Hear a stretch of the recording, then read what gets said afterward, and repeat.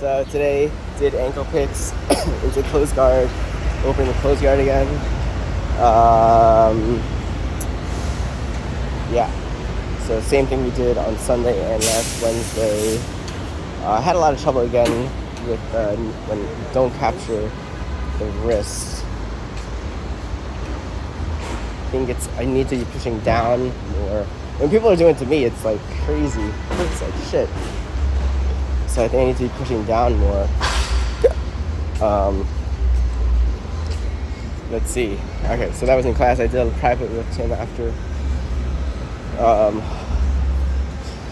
We did a lot of work on the double lapel. So double lapel into ankle pick again.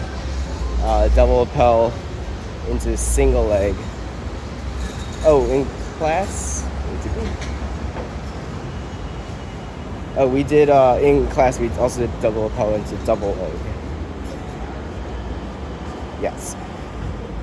So, ankle pick when opponent is sitting back on his butt. If one leg is forward, single leg. If they're squared up, right, okay. If they're squared up, but they're posturing up, then that's double leg. So the single leg and double leg, keep your head up. Single leg, your head should be in the armpit, but like your forehead should be in the armpit, not the top of your head. And keep the right lapel grip. Left leg is up into the elbow.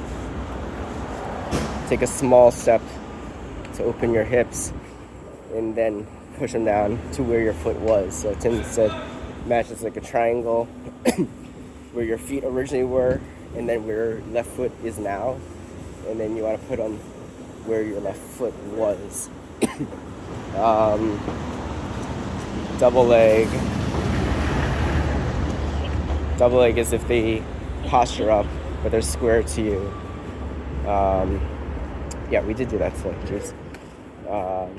So you come up double leg, forearms in the back of their thighs, and then we didn't really finish on it, but you want to coil them to the side. Tim didn't really explain that bit in too much detail. And for that one is after you miss the ankle pick.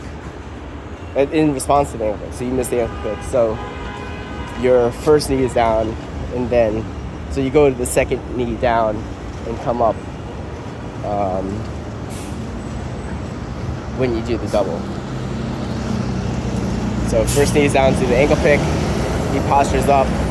Your second knee comes down, and let's see.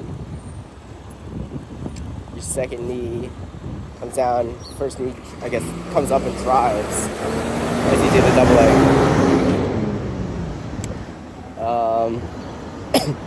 So one thing that's really bad with my stand-up is that my stance is terrible, so I need to keep my legs more parallel, shoulder width apart. I've been sort of flaring them out because I want to have more leverage or something. But that's, it just doesn't work. There's a number of reasons why. But the more it was parallel, the better the ankle picks were. I didn't have to lunge as much. I think my weight was pulling down more. Yeah. Alright, so let's see. So after ankle picking or single leg, they go down.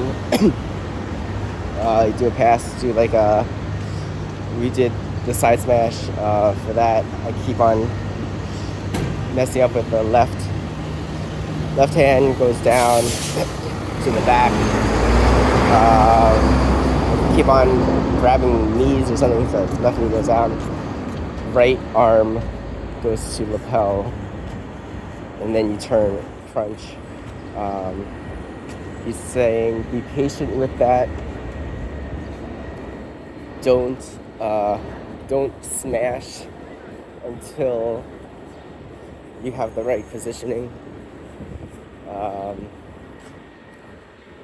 for example, you don't want to get ahead. So if your head is in front of your knees, then you're just gonna get swept. So get your weight on the hips and put the weight from your hips into his legs to smash him down. But don't like lean over to put weight on him because you're just gonna get swept. And be patient with it. So once you finish the pass, go to side control. Go to knee on belly to get points. Then you can drop back to side control. And then we did the baseball bat choke.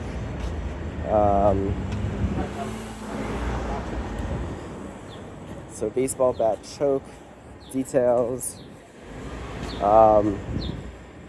So once you get the 2 grips, you still have your knee on the belly. You can move your head to the far side hip. So you still have all the weight on him from the knee on belly and now your head. From there you can tripod up and you still have the weight on your head. And, he'll probably be framing and then you move from the far hip to the near hip. And then the other thing is that the lower arm you're pulling with, the other arm, the arm that's going across the throat, you're pushing down. So before I was pulling on both, which is probably just painful, not actually effective. So if you're pulling on one and then pushing down with the other, it's sort of like a ratchet effect. If you're pulling on both, you're just sort of pulling at them. You're not closing the gap between your arms. Yeah. So then we also did paper cutter. If the baseball bat choke doesn't work, you can switch to paper cutter. So that one, I was also finishing incorrectly. So you have the behind the collar grip with one arm, and then the other arm, you want to grab the collar and then come down, and you want to bring the pinky finger of that hand to meet the knuckles of your other hand. Like, you won't be able to do that because his neck will be in the way, but that's the direction you want to go. So you want it to go straight down, and then when your elbow touches the ground, then you can flare your wrist out a little to make it tighter. You don't want to flare until you've made that hole smaller, the hole between your arms as small as possible. Because if you do that before, it actually makes the gap wider, not closed. So then he is saying that don't worry about going to mount. Like, you can go to mount to get the points and try to finish, but don't expose yourself in the process of getting a finish from the mount. So if it's easy to get the finish from the mount, go for it, but don't if he's like really if he's so much stronger than you, or if he starts escaping, just retreat back to side mount or to knee mount. Just hold top or go for the back. Yeah, it's better to hold the upper hand rather than to go for the submission. Let's see. All right, so that's that. Then the last thing we did was, what if we can't hit an ankle pick or a single leg or anything like that? So in that case, we're gonna pull into half guard. So we originally had 2 lapel grips, so switch your right hand from the right side to the other, to the left lapel, cross collar lapel. Take a step with your left foot, plant your right heel, and then pull or fall to your butt, and then do a collar drag with your right arm. So you're twisting. So you want your right elbow and shoulder to come toward the ground, not to the ground, but toward the ground. So you're sitting till your butt hits the ground, and then you're torquing, you're rotating your torso to the right, and bringing your elbow to the ground. And then you get your knee shield. He recommends a high knee shield, like a vertical high knee shield. So sort of like I think it's sort of like a De La Riva hook, except in the armpit. So De La Riva has to be vertical, not horizontal. Because horizontal is very easy to break. So you want to, I think, if I remember right. Anyway, so you have the hook in the armpit. First priority though is your other foot, the lower foot has to hook the back leg. So bottom leg hooks right, upper leg hooks the armpit. Then switch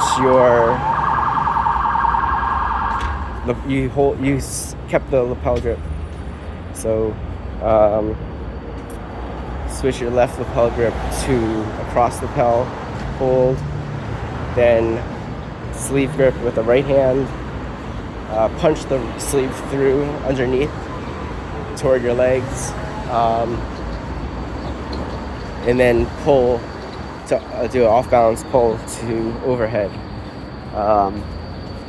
So when he's off balance by that, it's sort of like a De La Riva pull / scissor sweep movement. And then when he's off balance and there's a giant gap, you shoot your arm through, replace the knee shield, switch feet. So the left foot is now hooking the back foot, and your shooting arm should be grabbing the hip, not the belt, because the belt moves around. I always grab the belt. It should be grabbing the hip. Then you try to wrestle up. When he pushes back against the wrestle up, you can sweep the other side. If he posts, then you wrestle up again. Each time you wrestle up, you're moving down the body. And then eventually the sweep will either work or the wrestle up will work. And then the wrestle up, if you really want to get the wrestle up, and you can feel like, if you feel like he's weakening, but you just need a little bit more, instead of pushing directly into him, you want to circle your hips around him. Should we get him Legos so his resistance is going the wrong direction, and then it's easy to push him down, and then it's just a slide smash. Yeah, so that's the game plan.